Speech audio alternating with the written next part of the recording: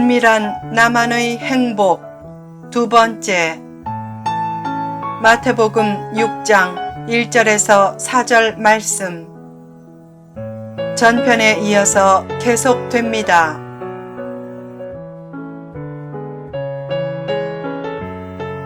보이려고 구제하지 말라. 어느 날 한 사람이 교회에 열심히 다니면서부터 가족들과 밖에서 식사하는 외식을 딱 끊었다. 왜 그러냐고 묻자 성경 말씀에 외식하지 말라고 해서 안 한다고 했다. 필자도 중학교 때 처음 성경을 보면서 가식적인 외식을 밖에서 식사하는 외식으로 오해했었다. 그러나 가족들과 외식은 하되 사람의 시선을 의식하는 외식은 힘써 버리라.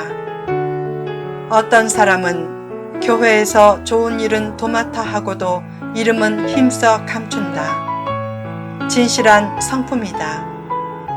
가끔 교회에서 공개적으로 칭찬하면 그때는 그 칭찬을 기쁘게 받고 억지로 거부하지는 말라.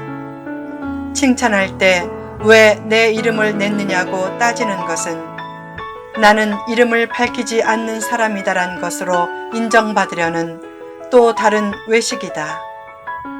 사람의 시선을 의식하지 말고 그저 순수하게 나누라. 삶에서 인정받는 재미도 필요하지만 너무 사람에게 잘 보이려고 하면 피곤해진다. 그런 상태가 심해지면 수시로 우울함이 찾아온다. 행복하게 살려면 이웃의 평가와 시선에서 자유롭게 되라. 중요한 것은 내 진실이다. 나쁜 여론도 사실이 아니면 곧 없어진다. 여론이 무섭다지만 더욱 무서운 것은 사실과 진실이다. 인정받으려는 마음에서 자유로워지라. 인정받으려고 하면 더 인정 못 받는다. 하나님이 보시고 아시는 줄 알고 묵묵히 최선을 다하면 자연히 인정받는다. 늘 자신의 행동에 대해 정직하게 성찰하라. 내가 정말 욕심이 많구나. 인정받으려고 몸부림치는구나. 부끄러운 모습이었구나. 고통스러워도 그런 정직한 자기 인식이 있어야 진실하고 행복하게 살 수 있다. 진짜 행복은 은밀함 중에 펼쳐진다. 어떤 사람은 자기 선행을 아무도 모른다는 사실에서 더 행복을 느낀다. 그때 하나님의 인정을 더 받는 느낌이 생기기 때문이다. 그런 은밀한 행복을 모르면 신앙생활의 핵심을 놓친다. 은밀한 나눔이 좋은 이유는 그 나눔이 도움받는 사람의 자존심을 지켜주기 때문이다. 교회에서 우리가 김 집사님한테 쌀 한 가마니를 드렸어요 라고 광고하며 전 교인이 박수를 쳐대면 그때 김 집사는 기분이 착잡해진다. 그때 누군가 속으로 이렇게 생각할 수도 있다. 저 집사는 저 나이가 되도록 아직도 저렇게 사나. 구제를 광고하면 구제받는 사람의 체면이 비참하게 깎일 수도 있다.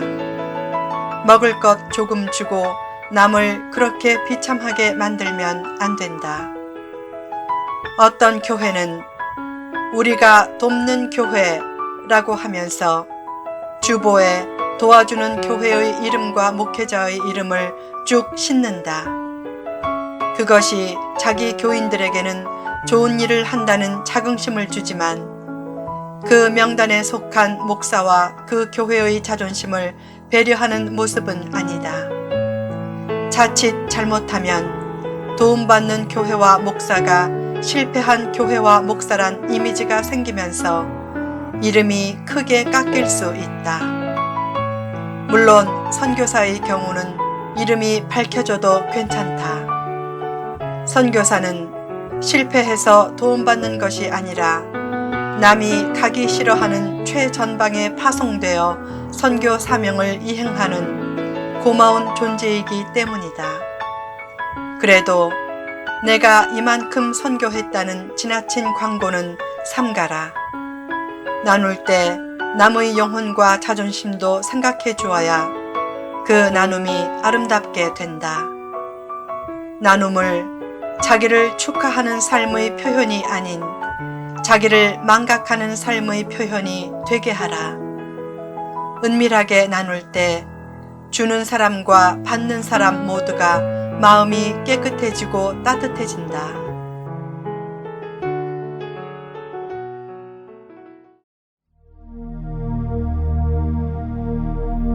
은밀한 나만의 행복. 잠언 11장 25절에 이런 말씀이 있다. 구제를 좋아하는 자는 풍족하여질 것이요 남을 윤택하게 하는 자는 자기도 윤택하여 지리라. 은밀한 나눔은 풍족함과 윤택함을 얻는 비결이다. 또한 천국 상급과 자녀 축복의 제일 원천이다. 의로운 부자를 보면 대개 부모나 선대 조상들 중에 은밀한 선행자들이 많다. 선대의 선행을 보면서 후대가 얼마나 사명감 있게 살겠는가. 전북 김제에 있는 금산교회는 오래전 조덕삼 장로가 세운 교회였다.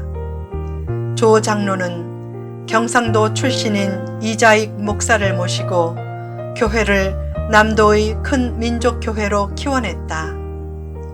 당시 조 장로의 편견 없는 섬김의 삶은 유명했다. 그가 담임 목사로 섬긴 분은 원래 자기 집 마부 출신의 고아였다. 그를 담임 목사로 모시고 교회를 잘 섬겼으니 대단한 일이었다. 결국 그 후손들이 큰 복을 받았다. 은밀한 나눔과 섬김은 인생 승리의 제일 비결이다. 왜 주님이 변화산상의 신비 체험을 아무에게도 말하지 말라고 하셨는가?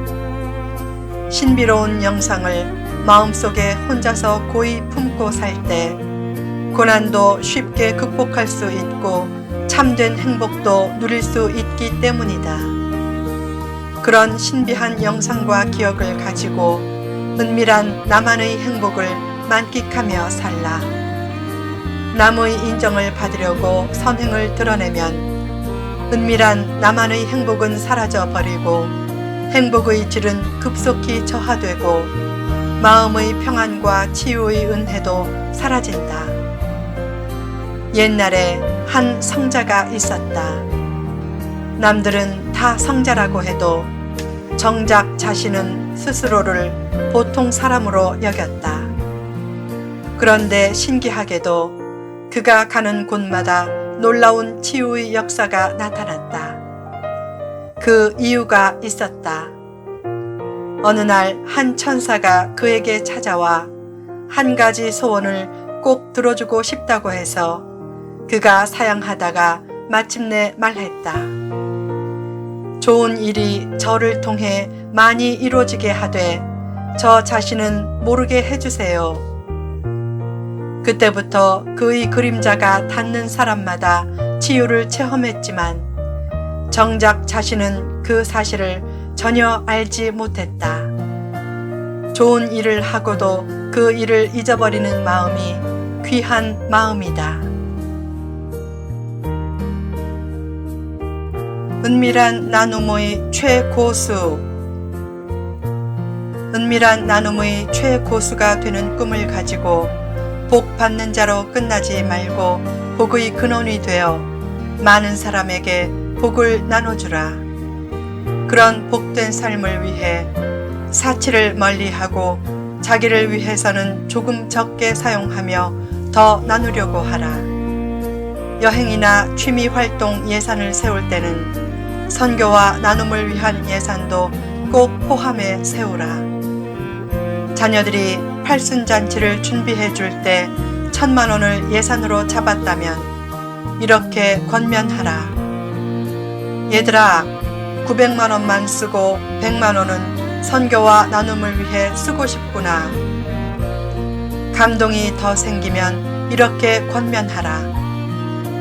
800만 원만 쓰고 200만 원은 선교와 나눔을 위해 쓰고 싶구나. 그런 부모의 모습은 자녀의 삶과 영혼에 아름답고 감동적인 영상을 오래 남길 것이다. 일전에 강남의 한 초등학교에서는 한 반에 2아이만 국산 운동화를 신고 있었다.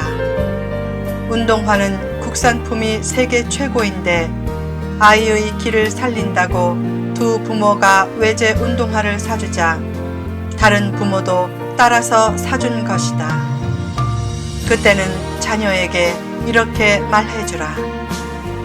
얘야, 운동화는 국산품이 더 좋아. 외제 살 돈으로 국산품을 사고 그 절약한 돈으로 어려운 아이들을 돕자. 그렇게 키우면 자녀가 마음이 큰 자녀로 자란다.